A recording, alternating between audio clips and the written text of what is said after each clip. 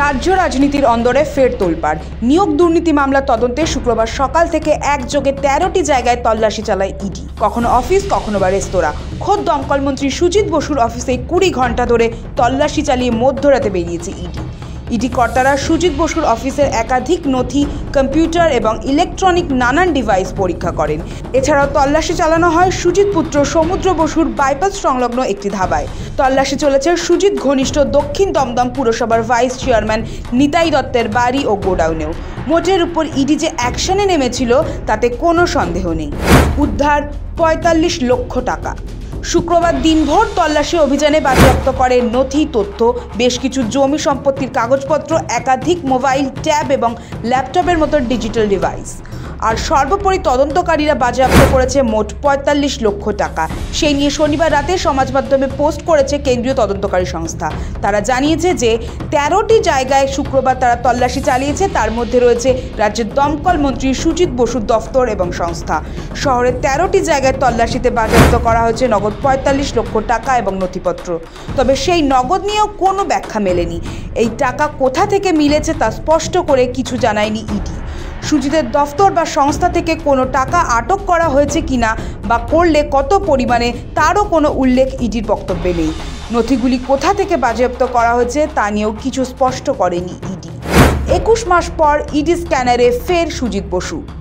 এর আগে 2024 সালের 12 জানুয়ারি পুরো নিয়োগ দুর্নীতি মামলার তদন্তেই লেক টাউনের সুজিতের 2টি বাড়ি এবং দফতরের তল্লাশি চালিয়েছিলেন ইডি আধিকারিকেরা। 14 ঘন্টা তল্লাশির পর বেশ কিছু নথি এবং সুজিতের মোবাইল ফোন বাজেয়াপ্ত করে বেরিয়ে যান তদন্তকারীরা। 21 মাস পর ইডি স্ক্যানারে ফের সুজিত বসু।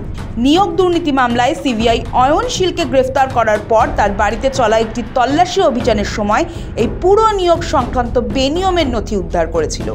তারপরই 2 দুর্নীতি তদন্তের আসরে নামে ইডিও। পুরসভার দুর্নীতি সংক্রান্ত ওই নথি ধরে মোট 14টি পুরসভার নিয়োগে বেনিয়মের হদিশ পান কেন্দ্রীয় তদন্তকারীরা, যার মধ্যে একটি আবার দক্ষিণ দমদম পুরসভায়। যে সময়কাল নিয়োগে বেনিয়ম হয়েছিল বলে অভিযোগ, তখন ওই দক্ষিণ দমদম পুরসভার ভাইস চেয়ারম্যান ছিলেন সুজিত বসু। পরবর্তীতে তিনি মন্ত্রিত্ব পদ পেলে সেই পুরসভার ভাইস চেয়ারম্যান পদ যায় মন্ত্রীর আপ্ত সহায়ক নিতাই দত্তের কাঁধে। এদিকে অয়নশীলের সংস্থা পুরো নিয়োগের ক্ষেত্রে OMR এর দায়িত্বেও ছিলেন। তদন্তে নেমে একে একে আরও অনেককে গ্রেফতার করেন তদন্তকারীরা। পরে এই মামলায় অবৈধভাবে আর্থিক লেনদেনের বিষয়টি খতিয়ে দেখে তদন্তে নামে ইডিও। রাজনৈতিক আক্রমণ পাল্টা আক্রমণ। শুক্রবার সুজিত বসুর অফিস এবং রেস্তোরাঁয় ইডি হানা দিয়েছে। কানে আসতেই আসরে নামে বিজেপি। কটাক্ষ ছুড়ে দেন সুকান্ত মজুমদার। আর স্ক্যানারে থাকা উচিত দাবি করে আরও কিছু শাসক দলের নেতার নাম উল্লেখ করে দেন উচ্ছ্বসিত শুভেন্দু অধিকারী। সুজিত ইডি অনেকদিন ধরে চিৎকার করছে। 17টা মিউনিসিপ্যালিটির chairman, vice chairman, chairman in council, executive officer, finance officer আর ফিরাদ হাকিমের নেতৃত্বে এন্টার র্যাকেট এর সঙ্গে যুক্ত। রথিন ঘোষ মন্ত্রী হিসেবে নয়, মধ্যম গ্রামের চেয়ারম্যান হিসেবে। বাপ কেউ ছাড়ে না, বাপ কেউ ছাড়ে না। এর সঙ্গে ভোটের কোনো সম্পর্ক নেই। যারা করছে তারা বলতে পারবে, আমরা যা জানি বলে দিলাম। এক সময় ওই দমদম রেল স্টেশনের বাইরে ঠেলা লাগিয়ে এগরোল বিক্রি করতে, খুব ভালো কথা। এগরোল বিক্রি করতে করতে আপনি প্রধানমন্ত্রীও হতে পারেন, মুখ্যমন্ত্রীও হতে পারেন, কোনো আপত্তির কিছু নেই। যে কোনো পরিশ্রমের কাজ, ভালো কাজ, পুণ্যের কাজ। কিন্তু প্রশ্ন হচ্ছে, এত হাজার কোটি টাকার মালিকে যে বড় বড় দুর্গা পুজো, এত বড় বড় প্রোগ্রাম, নিজের জন্মদিনে, জানি না উনি জন্ম নিয়ে কি মহান কাজ করেছেন, আমাদেরও জন্মদিন হয় কিন্তু এইভাবে কোনো পালন করিনি। বোম্বের শিল্পীরা আসে, তারা গান গায়, আমি জানি তারা কত টাকা নেয়, 2-3 লাখ, কারণ আমি বছর একবার করে প্রোগ্রাম করি আমার ওখানে। কিন্তু এই যে এত টাকা, এই টাকার উৎসটা কি, এটা তো বাংলার মানুষকে বলতে হবে। বৃহস্পতিবারই নবান্ন থেকে হুঁশিয়ারি সুরে মমতা বলেছিলেন, SIR এর নাম করে প্রকৃত ভোটারদের নাম বাদ দেওয়া হলে অ্যাকশন হবে। যদি এজেন্সিকে দিয়ে অ্যাকশন নেওয়া হয় তাহলে রিঅ্যাকশন হবে।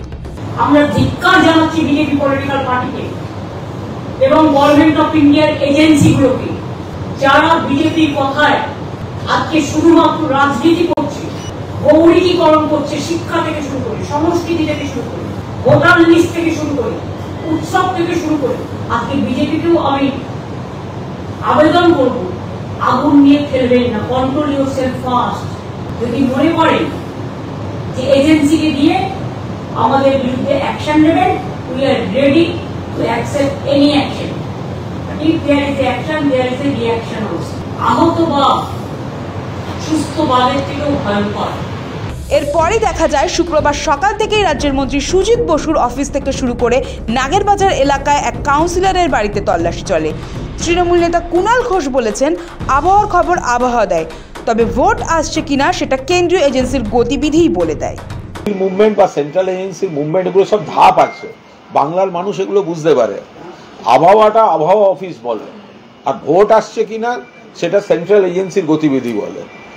আবহাওয়া যে বৃষ্টি আসবে কিনা, হবে কিনা, এগুলো তো আবহাওয়া অফিস বলবে। আর ভোট আসছে কিনা, এই ভোটে গিয়ে এগুলো সেন্ট্রাল এজেন্সির অফিসগুলোর মুভমেন্ট বলে দেয়। আপনি দেখবেন হঠাৎ ঘুম থেকে উঠে কয়েকটা তৃণমূলকে কিভাবে কালিমালিপ্ত করা যায়, একটা কিছু তাদের সফর হলো। এরপরে কোথাও দেখবেন আপনি ইলেকশন কমিশন থেকে নানা ধরনের বিজেপিকে কিভাবে সাহায্য করা যায় সেই ধরনের কাজকর্ম। তারপর দিল্লি থেকে দেখবেন অনেক নেতা মন্ত্রী সব ডেইলি প্যাসেঞ্জারই শুরু করে দেবে।